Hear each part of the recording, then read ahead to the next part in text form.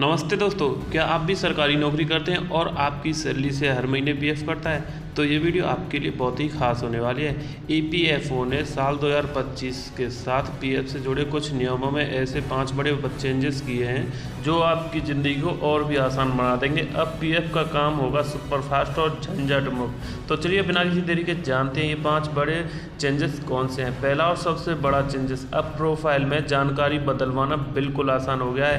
पहले नाम, date of birth जैसी छोटी मोटी गलतियों को सुधारने में भी बहुत दिक्कतों का सामना करना पड़ता था, बट अब अगर आपका यूएएन आपके आधार से लिंक है तो आप घर बैठे अपने मोबाइल या कंप्यूटर से ये सारी डिटेल आसानी से अपडेट करा सकते हैं।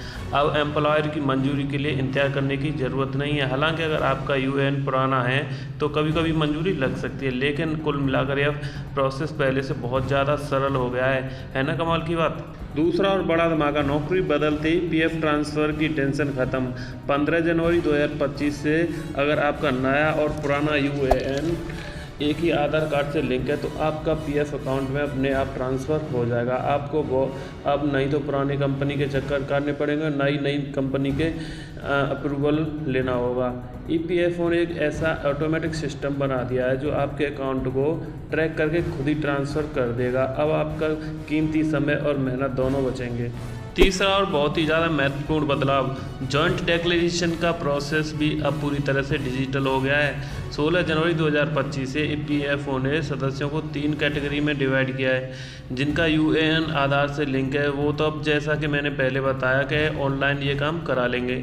जिनके पुराने यूएएन है और आधार वेरीफाइड है तो वो भी ऑनलाइन प्रोसेस करा सकते हैं। और जिनके पास यूएएन नहीं है या किसी भी आकस्मिक मृत्यु हो गई है उनके लिए फिजिकल फॉर्म का ऑप्शन भी मौजूद है।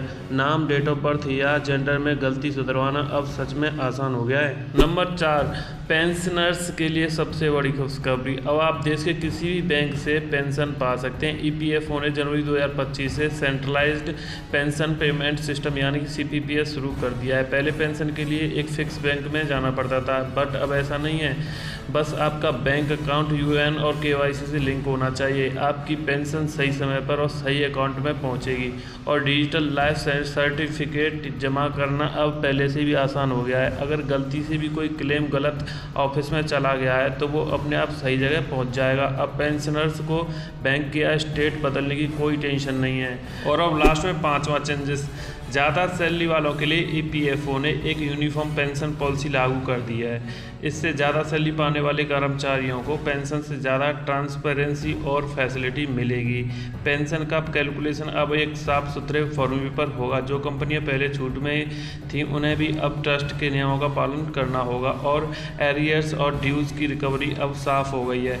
हाई सैलरी वालों को अब अपनी पेंशन को लेकर अब कोई कन्फ्यूजन नहीं रहेगा।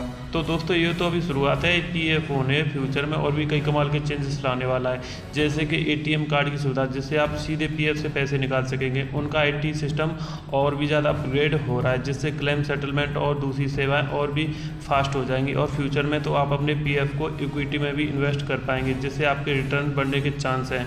सबसे बड़ी बात हो सकता है कि फ्यूचर में आपकी पूरी सैलरी के हिसाब से पीएफ का योगदान हो, है ना। ये सुनकर मज़ा आ जाएगा। तो दोस्तों ये थे ईपीएफओ के 5 बड़े चेंजेस जो 2025 में आपके पीएफ खाते को लेकर आ गए हैं। ये नए नियम करोड़ों पीएफ धारकों के लिए बहुत ही ज़्यादा फायदेमंद साबित होंगे। ईपीएफओ की ये डिजिटल क्रांति आपको कैसी लगी हमें कमेंट करके ज़रूर बताएं। और फ्यूचर में आने वाली ऐसी ज़रूरी अपडेट्स के लिए हमारे चैनल को सब्सक्राइब करना ना भूलें। धन्यवाद।